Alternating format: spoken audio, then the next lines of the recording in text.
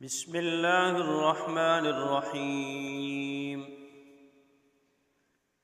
لا أقسم بيوم القيامة ولا أقسم بالنفس اللوامة. أيحسب الإنسان أن لن نجمع عظامه بلى قادرين على أن نسوي بنانه بل يريد الإنسان ليفجر أمامه يسأل أيان يوم القيامة. فإذا برق البصر وخسف القمر وجمع الشمس والقمر يقول الإنسان يومئذ أين المفر كلا لا وزر إلى ربك يومئذ المستقر.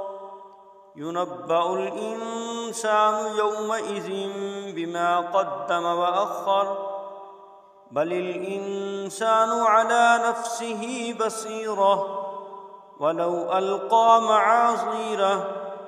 لا تحرق به لسانك لتعجل به إن علينا جمعه وقرآنه وإذا قرأناه فاتبع قرآنه ثم إن علينا بيانه.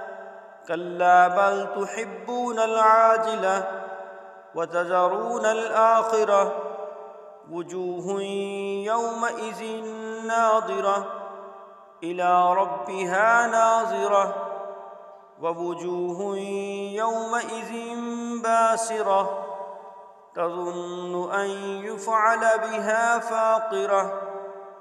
كلا إذا بلغت التراقي وقيل من راق وظن أنه الفراق والتفت الساق بالساق إلى ربك يومئذ المساق.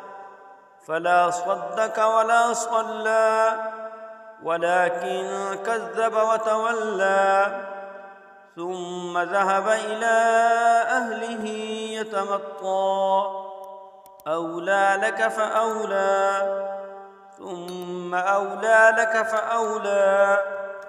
أيحسب الإنسان أن يترك سدى ألم يك نطفة من مني يمنى ثم كان علقة فخلق فسوى فجعل منه الزوجين الذكر والأنثى.